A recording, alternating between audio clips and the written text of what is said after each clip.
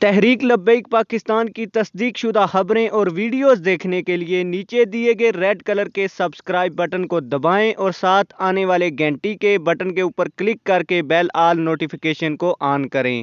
بسم اللہ الرحمن الرحیم۔ جیسا کہ آپ لوگوں کو معلوم ہے کہ تحریک لبیک پاکستان کے حکومت کے ساتھ مذاکرات کے 3 دور ختم ہو چکے ہیں۔ ان 3 دوروں میں کیا پیش رفت ہوئی ہے مذاکرات کے حوالے سے، اس کے علاوہ جو تحریک لبیک پاکستان نے کیا مطالبات اپنے سامنے رکھے ہیں ان مذاکرات میں، تمام تر چیزیں ود ان ڈیٹیل اور ثبوت کے ساتھ آپ کو بتاؤں گا اور کنفرم رپورٹ آپ کو بتاؤں گا۔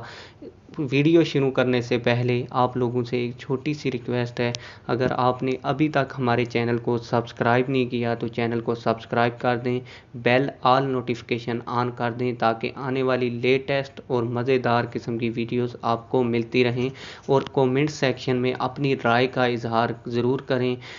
اس کے علاوہ آپ کو مذاکرات کے حوالے سے بتاتا چلوں کہ پہلا دور زبردست طریقے سے ختم ہوا، اور اس میں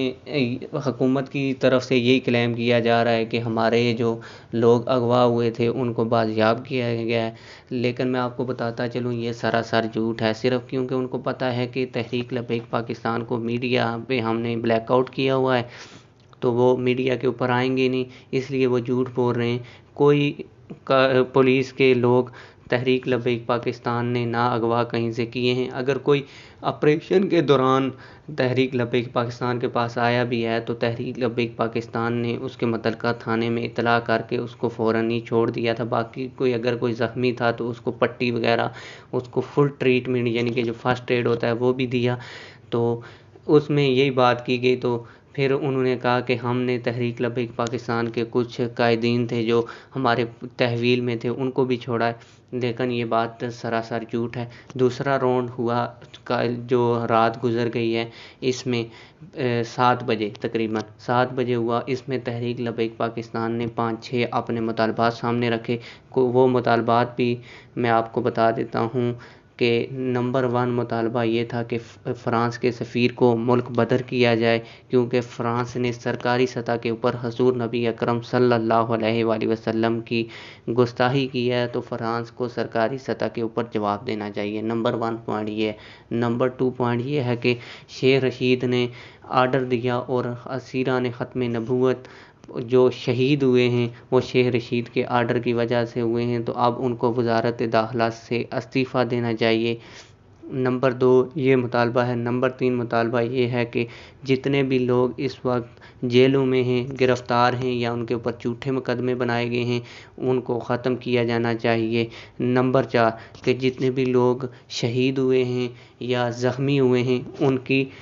FIR درج کرنی چاہیے۔ اس کے علاوہ 5 نمبر پہ یہ تحریک لبیک پاکستان نے مطالبہ رکھا ہے کہ جو میڈیا کو بلیک آؤٹ کیا گیا ہے، تحریک لبیک پاکستان کو میڈیا کے اوپر آنے نہیں دیا جا رہا، نہ ہی میڈیا کے اوپر خبریں چلنے دی جا رہی ہیں، تو تحریک لبیک پاکستان کی جو میڈیا کی پابندی ہے اس کو ختم کیا جائے۔ نمبر 5 یہ ہے، اور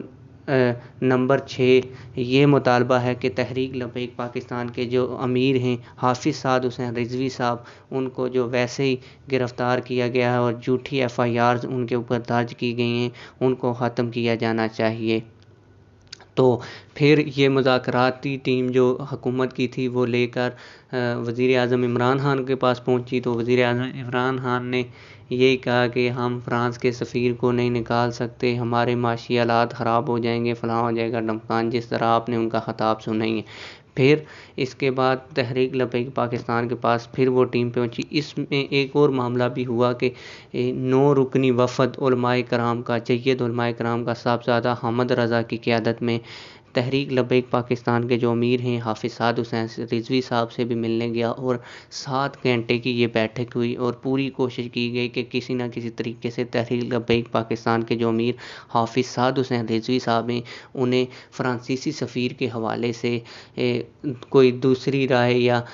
کوئی درمیانی راستہ نکالنے کے لیے تیار کیا جائے۔ لیکن میں سلام پیش کروں گا حافظ سعد حسین رضوی صاحب کا، انہوں نے کہا کہ ہم حضور صلی اللہ علیہ وآلہ وسلم کی ختم نبوت اور ناموس رسالت پر غداری نہیں کر سکتے، فرانس کا سفیر ہر صورت میں ملک بدر کرنا ہوگا۔ اور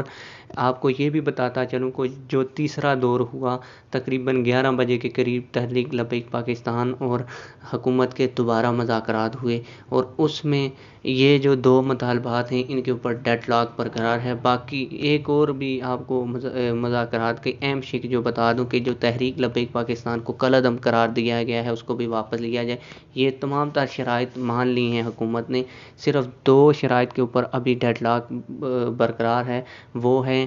ایک تو یہ ہے کہ جو شیخ رشید کا شیخ رشید استعفیٰ دے اپنی وزارت داخلہ سے، اور دوسری ہے